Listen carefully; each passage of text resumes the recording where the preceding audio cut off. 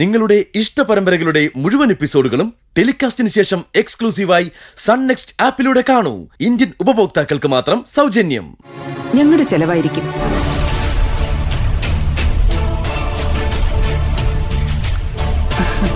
അതുകൊണ്ട് അത്തരം കാര്യങ്ങളിൽ ആരും വിഷമിക്കരുത്. ഇത് എന്റെ മാത്രമല്ല, സൂര്യയുടെ ആഗ്രഹം. ഭാവന, നിനക്കിതിൽ എന്തെങ്കിലും പറയാനുണ്ടോ? ഇത്രയൊക്കെ വേണോ ആന്റി? ഞങ്ങളുടെ കല്യാണം ചെറുതായിട്ടാണെങ്കിലും കഴിഞ്ഞതല്ലേ? ഓ, അതാണോ കാര്യം? അത് നമ്മൾ നാലാൾക്കിടയിൽ നടന്നൊരു കാര്യമല്ലേ? അത് പോരാ, എല്ലാവരെയും അറിയിച്ചുകൊണ്ട് തന്നെ ഈ കല്യാണം നടക്കണം. എന്താ വേണ്ടെന്ന് വെച്ചാൽ ജയ പറഞ്ഞാൽ മതി, അതുപോലെ ചെയ്യാം. സേതു, അറിയാലോ, എല്ലാ കാര്യങ്ങൾക്കും മുന്നിൽ തന്നെ ഉണ്ടാവണം. അത് തന്നെ പ്രത്യേകിച്ച് പറയണം ആന്റി. ഞങ്ങളെല്ലാവരുടെയും സ്വപ്നമല്ലേ ഭാവനയുടെയും സൂര്യയുടെയും കല്യാണം. അത് മതി. അല്ല, അങ്കിളൊന്നും പറഞ്ഞില്ല. ആരെങ്കിലും ഒരാൾ പറഞ്ഞാൽ മതി എന്ന് വിചാരിച്ചിട്ടാ. എല്ലാം വേണമെന്നുള്ളത് ജയയുടെ ആഗ്രഹമല്ലേ? അപ്പൊ ജയ തന്നെ പറയുന്നല്ലേ നല്ലത്.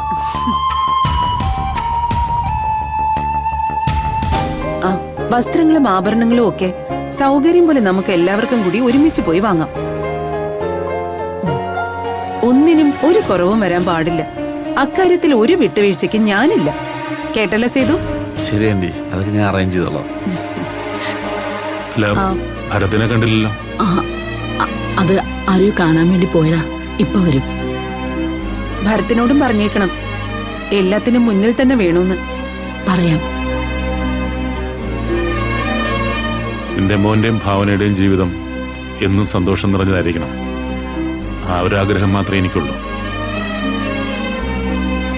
അതിനു വേണ്ടിയല്ലേ ദേവേട്ട നമ്മൾ ഇവരുടെ കല്യാണം കെങ്കേമമായിട്ട് നടത്താൻ പോകുന്നത്. ഓരോന്നിനും ഓരോ സമയമുണ്ടെന്ന് അറിവുള്ളവര് പറയുന്നത് കേട്ടിട്ടില്ലേ? അതുപോലെ ഭാവനയ്ക്കും സൂര്യയ്ക്കും ഇനിയാണ് നല്ല സമയം. ഭാവനയുടെയും സൂര്യയുടെയും കുഞ്ഞുങ്ങളെ ലാളിക്കാൻ ഞങ്ങൾക്കും ആഗ്രഹമുണ്ട്, അല്ലേ ഗായത്രി? അതെ ജയേ, ഉറപ്പായിട്ടും എന്റെയും സ്വപ്നം അത് തന്നെയാ. കുറെ പണം മാത്രം പോരല്ലോ ഗായത്രി, ഞങ്ങളുടെ കുടുംബ പാരമ്പര്യം കൂടി നിലനിൽക്കണ്ടേ? അതിന് സൂര്യയുടെ കുഞ്ഞിലൂടെയല്ലേ കഴിയൂ.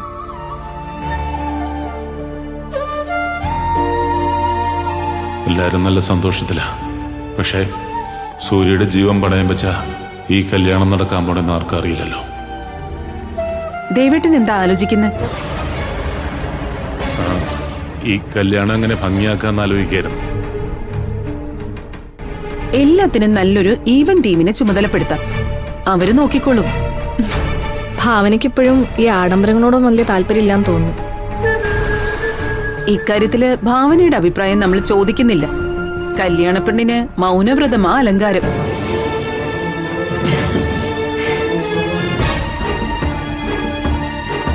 ആന്റി, ഈ കല്യാണം എങ്ങനെയൊക്കെ അടിപൊളിയാക്കാന്ന് ഞാനും ഒന്ന് ആലോചിക്കാം. എന്താ? ഭാനു ഒറ്റയ്ക്ക് വേണ്ട, ഫ്രണ്ട്സിനെയും കൂടെ കൂട്ടിക്കൂ. ഏറ്റാന്റി. അല്ല, ഭാമി എന്താ മിണ്ടാതെ നിൽക്കുന്നേ? ഒന്നും പറഞ്ഞില്ലല്ലോ. ഞാൻ എന്ത് പറയാനാ?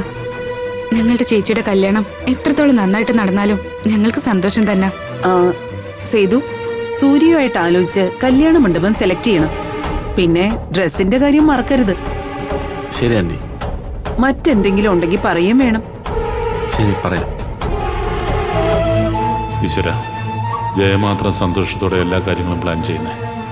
പക്ഷെ എനിക്കതിനൊന്നും പറ്റുന്നില്ലല്ലോ. ഞാൻ എങ്ങനെയാ സന്തോഷിക്കുക? സൂര്യയും ഭാവനയും തമ്മിൽ ദാമ്പത്യ ജീവിതം തുടങ്ങിയ പിന്നെ സൂര്യക്ക് എന്ത് സംഭവിക്കുമെന്നുള്ള സത്യം ഞാൻ ആരോടാ പറയണ്ടേ? എന്താ വല്ലായിരിക്കുന്നത്? അല്ല, ഈ കല്യാണ സമയമാവുമ്പോ ഭാവനയുടെ അസുഖങ്ങളൊക്കെ ഭേദമായിരുന്നെങ്കിലോ എന്നാലോചിക്കായിരുന്നു. ഞങ്ങളുടെ ആഗ്രഹം അത് തന്നെ. ഞങ്ങള് സമയമാകുമ്പോ എല്ലാം നടക്കും.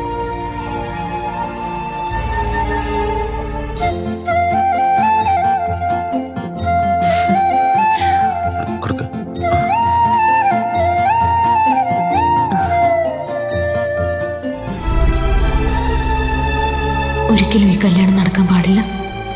ഈശ്വര, ഞാൻ എന്താ വേണ്ടത്? നീ തന്നെ എനിക്കൊരു മാർഗം കാണിച്ചു തരണേ.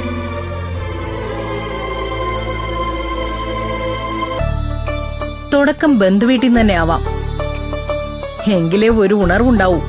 അതെവിടെയാണെന്ന് പറഞ്ഞൂടെ? പറയാം. ആദ്യത്തെ ലെറ്റർ നമുക്ക് ഭാവനയുടെ വീട്ടിൽ തന്നെ കൊടുക്കാം. അവര് നമ്മുടെ സംബന്ധക്കാരാണല്ലോ, അതാ അതിന്റെ ഒരു മര്യാദയും. എന്താമ്പേ, നീ വീണ്ടും പ്രശ്നം ഉണ്ടാക്കാനുള്ള പുറപ്പാടാണോ? പ്രശ്നം ഉണ്ടാക്കാനോ? എന്തിന്? ഞാൻ അവിടെ കല്യാണം വിളിക്കാൻ പോകുന്ന കാര്യമല്ലേ പറഞ്ഞത്.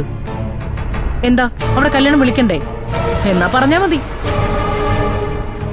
എന്താ അഭി, നിന്റെ ഭാര്യയും ബന്ധുക്കളെ ഒന്നും കല്യാണം വിളിക്കണ്ടേ? പിന്നെ വിളിക്കാതെ എങ്ങനെ? വിളിക്കണം. പിന്നെന്തിനാ ഒരു തടസ്സം? എന്നാ പിന്നെ ഒരു കാര്യം ചെയ്യാം, അവിടെ ഞാനും അബിയും കൂടെ പോയി വിളിച്ചോളാം. അതെന്താ ഞാൻ അവിടെ പോയാല്? എന്റെ മോളുടെ കല്യാണം വിളിക്കാനുള്ള അവകാശം എനിക്കില്ലേ?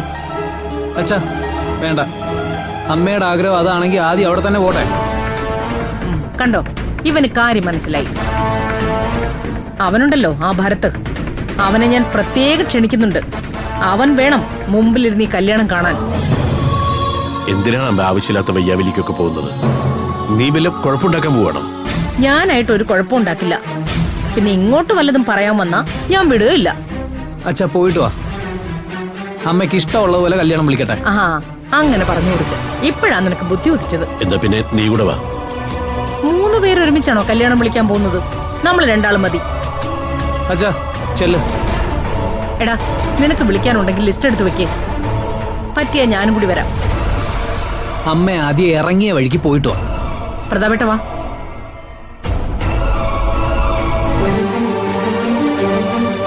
ഈ അമ്മയുടെ ഉദ്ദേശം എന്തുവെന്ന് മനസ്സിലാവുന്നില്ലല്ലോ.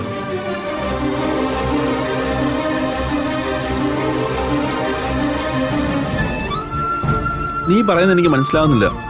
പെട്ടെന്ന് നിനക്കെന്താ ഇങ്ങനെ ഒരു മാറ്റം വന്നത്? മാറ്റമൊന്നുമല്ല ഏട്ടാ, ഞാനിപ്പോ കുറച്ചു ദിവസം അവിടെ കഴിഞ്ഞ ബുദ്ധിമുട്ട് എനിക്കെല്ലാം അറിയൂ.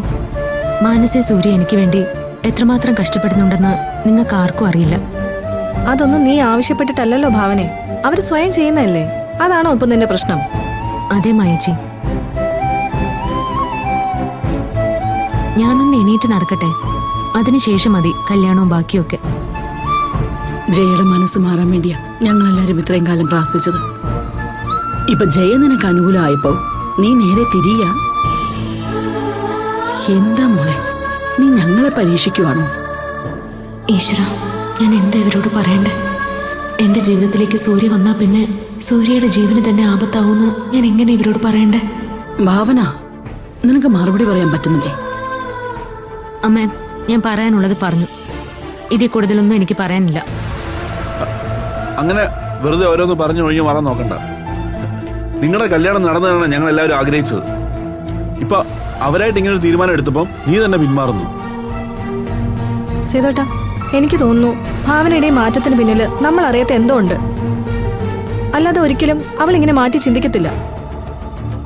മക്കളെ, അങ്ങനെ എന്തെങ്കിലും ഉണ്ടെങ്കിൽ നീ പറ, എന്തിനും നമുക്ക് പരിഹാരം ഉണ്ടാക്കാം. അങ്ങനെ എന്തെങ്കിലും ഉണ്ടെങ്കിലല്ലേ അമ്മ എനിക്ക് പരിഹാരം ഉണ്ടാക്കാൻ പറ്റൂ. ഇപ്പൊ ഇവിടെ അങ്ങനെയൊന്നും ഇല്ലല്ലോ.